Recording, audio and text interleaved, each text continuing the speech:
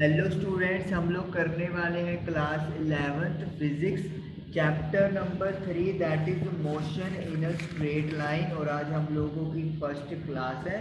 चलिए स्टार्ट करते हैं।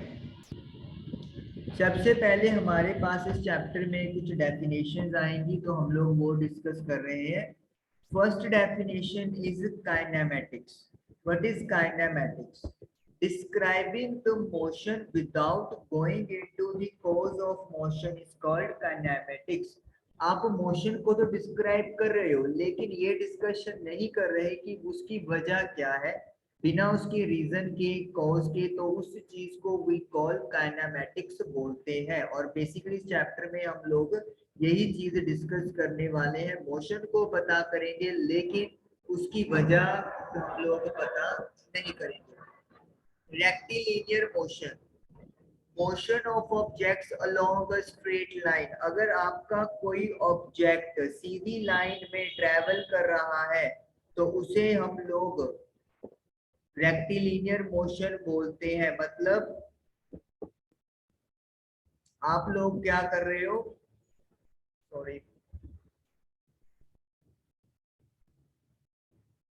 आप लोग यहाँ पे एक स्ट्रेट लाइन में चलते जा रहे हो, या तो फॉरवर्ड डायरेक्शन में या फिर बैकवर्ड डायरेक्शन में, लेकिन एक लीनियर पाथ ट्रेवल कर रहे हो तो that motion is called rectilinear motion.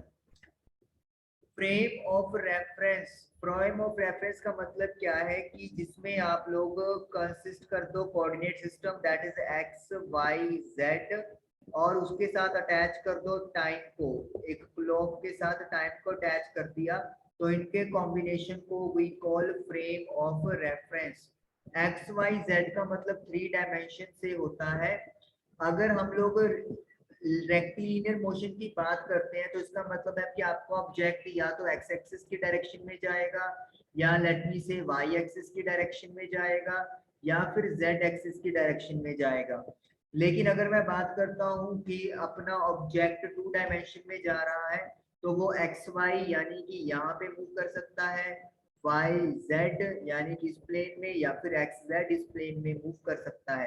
यानी कि उसकी दो वैल्यूज चेंज होगी, जैसे एक्स और वाई हो गया, या वाई जेड हो गया, या एक्स जेड हो गया। और जब आप एक्स वाई जेड की बात करते हैं तो हम लोग स्पेस में आ जाते हैं। जब तीनों के तीनों कोऑर्डिनेट्स चेंज होंगे तो उस चीज को बोलते हैं हम लोग एक्स वाई जेड सिस्टम। और अगर आप लोग उसको टाइम के साथ कंबाइन कर देते हो तो that is called frame of reference. Okay, next चलते हैं। अब next is motion when one or more coordinates of an object change with time। अगर x या y या फिर z या फिर इनमें से दो या फिर तीनों ऑब्जेक्ट के चेंज होते हैं विद रिस्पेक्ट टू टाइम, तो उस चीज को साइंस ने किसका नाम दिया है? मोशन का नाम दिया है। मतलब आप अपनी पोजीशन को चेंज कर रहे हो टाइम के साथ, तो that situation is called motion. Now path length, it is the path covered by an object irrespective of direction of motion। Path length क्या होता है? टोटल कितना डिस्टेंस या रास्ता कवर किया गया है एक ऑब्जेक्ट के द्वारा, ये मैटर नहीं करता कि उसका डायरेक्शन क्या था। डायरेक्शन मतलब वो फॉरवर्ड गया है ऑब्जेक्ट या रिवर्स आया है, डायरेक्शन से कोई लिंक नहीं है। टोटल डिस्टेंस हम लोग बोल सकते हैं, उस चीज को पाथ लेंथ बोलेंगे। उसका इनिशियल पोजीशन और उसका फाइनल पोजीशन के बीच में, और इसीलिए इसको लिखा है it is also known as distance. Next term is displacement. Shortest path between initial position and final position of an object is known as displacement। आप सपोज करो अभी पॉइंट ए पे हो, आप पॉइंट बी पे गए, और फिर आपने टर्न लिया और आप पॉइंट सी पे आ गए। तो शॉर्टेस्ट पाथ क्या हुआ? आपका इनिशियल पोजीशन ए है और फाइनल सी है, तो शॉर्ट जो रास्ता है, सबसे छोटा रास्ता, वो ए सी का हो गया, ये वाला।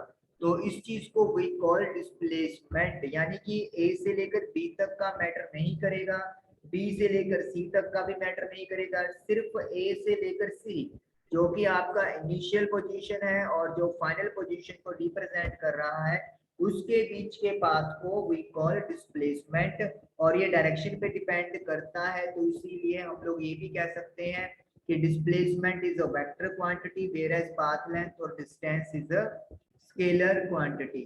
इसके अलावा जो डिस्प्लेसमेंट है ये जीरो हो सकती है, लेकिन पाथ लेंथ कभी भी जीरो नहीं हो सकता।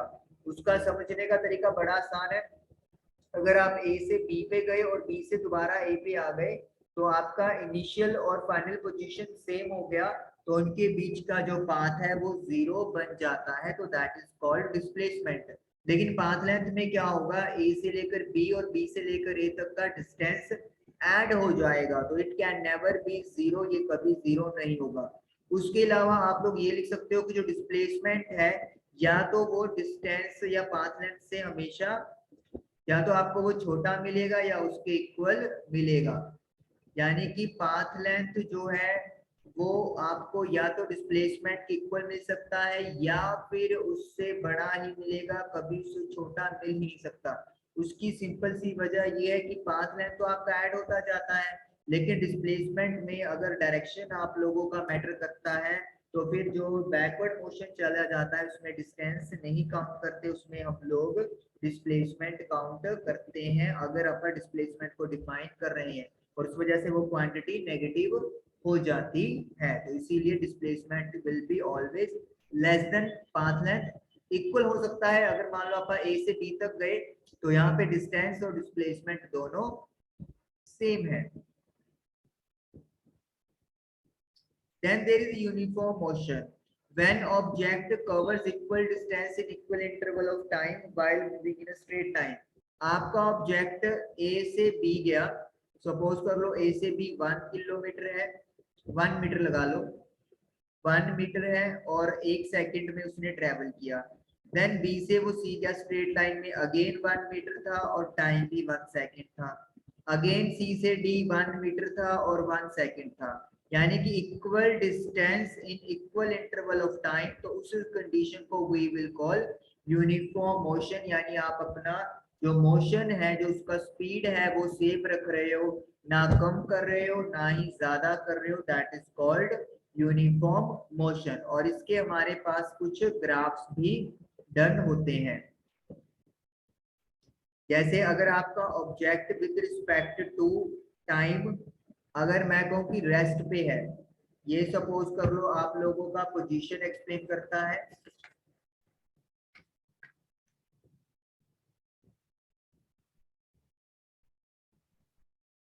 This is origin O and this is the time in second.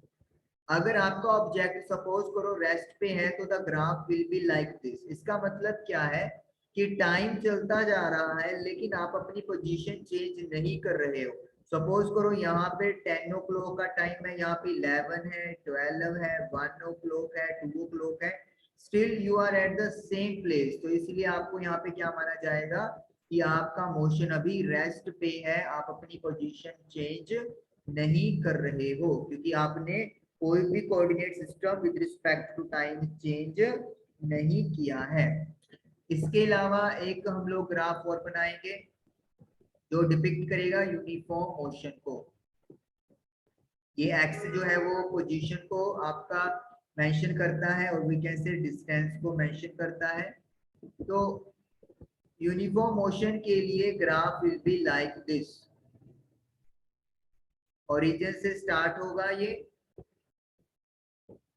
Like this, और टाइम के साथ कंटिन्यूसली इंक्रीज करेगा, मतलब जैसे जैसे टाइम इंक्रीज करेगा जो डिस्टेंस है वो भी इंक्रीज होता जा रहा है, तो that is called uniform motion. यानी कि आप इक्वल इंटरवल ऑफ टाइम पे इक्वल डिस्टेंस कवर कर रहे हो। तो ये थी बात आप लोगों के पास यूनिफॉर्म मोशन के इन दो ग्राफ्स के बारे में। चलिए अब मैं आप लोगों को एक न्यूमेरिकल करवाता हूँ डिस्टेंस और डिस्प्लेसमेंट के बारे में, थोड़ा और अच्छे से आपको समझाने के लिए।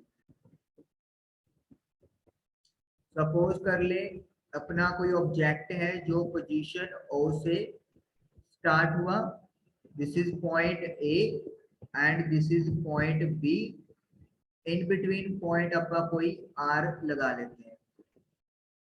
ओ से लेकर ए तक का जो डिस्टेंस है उसे आप 50 मीटर लेट कर लो। ए से आर को आप लोग 10 मीटर लेट कर लो। आर से बी आप 15 लेट कर लेते हैं। ये जो टोटल है इट इज 75 मीटर ओबी। ये डिस्टेंस हम लोग 75 मीटर लेट कर लेते हैं। नाउ अगर कोई ऑब्जेक्ट अगर हमें बोला जा रहा है कि ओ से ए से आर से बी और बी से आर पे आया है, तो बताइए टोटल डिस्टेंस और डिस्प्लेसमेंट क्या है इसका, या total path length and displacement क्या है। तो हमारा आंसर क्या होगा, हम लोग उसकी बात करेंगे। अब देखिए ओ से ए पे गया तो डिस्टेंस की बात कर रहा हूं पहले मैं, इधर मैं लिख लेता हूं पाथ लेंथ। तो ओ से ए, देन ए से आर, आर से बी और बी से आर। आप देख रहे हो कि सारे डिस्टेंस प्लस होंगे जब मैं पाथ लेंथ की बात करूंगा। तो 50 प्लस 10 प्लस 15 एंड बी से आर अगेन 15, तो it will be come out as 90 metre. तो यानी कि ओ से ए से आर से बी और बी से आर टोटल जो डिस्टेंस है वो 90 यानी कि 90 मीटर ट्रेवल किया गया है। अगर आप डिस्प्लेसमेंट की बात करोगे, डिस्प्लेसमेंट की पहले तो डेफिनेशन पे जाइए। It is the shortest path between initial position and final position. Initial position क्या है अपने पास, पॉइंट ओ है, और अपना ऑब्जेक्ट कहाँ पे आ गया है, वो अभी करंटली आर पे आ गया है। ओ से ए से आर से बी और बी से दोबारा आर पे आ गया है। तो ओ से लेकर आर तक के बीच का जो डिस्टेंस है, सॉरी जो डिस्प्लेसमेंट है, वो क्या होगा, ओ ए प्लस ए आर। तो ओ ए की वैल्यू 50 है और ए आर की वैल्यू 10 है, तो it will come out as 60 metre. तो देख सकते हो आप लोग कि डिस्प्लेसमेंट की वैल्यू पाथ लेंथ से छोटी आई है। अब मैं आपको थोड़ा सा यहाँ पे +1 के अकॉर्डिंगली बताता हूँ, वेक्टर नोटेशन के अकॉर्डिंगली बात करता हुआ।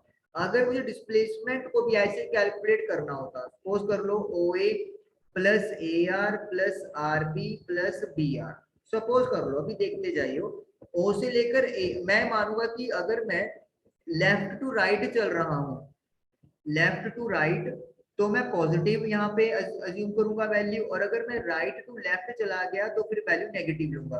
क्यों, क्योंकि मैं डिस्प्लेसमेंट की बात कर रहा हूँ, डिस्प्लेसमेंट एक वेक्टर क्वांटिटी है, तो डायरेक्शन का उस पर इफेक्ट पड़ता है, इसीलिए हमें पॉजिटिव नेगेटिव कंसिडर करना पड़ेगा। ओ से ए अपन लेफ्ट टू राइट चल रहे हैं तो इसलिए 50 प्लस का आएगा, ए से आर भी 10 प्लस का आएगा और आर से बी 15 प्लस का आएगा, क्योंकि ये सारे हम लोग लेफ्ट टू राइट यानी कि पॉजिटिव में मान के चल रहे हैं। अब बी से जब आप आर जा रहे हो तो you are moving from right side to left side, तो यानी कि जो 15 है it will be of negative sign. अब जरा इसको आप प्लस माइनस करोगे तो यू विल गेट 60। तो इसी वजह से डिस्प्लेसमेंट में हमेशा डायरेक्शन का रोल लिया जाता है, क्योंकि this is a vector quantity. तो आई होप कि आपको इस एग्जांपल से डिस्टेंस और डिस्प्लेसमेंट के बारे में आइडिया क्लियर हुआ होगा।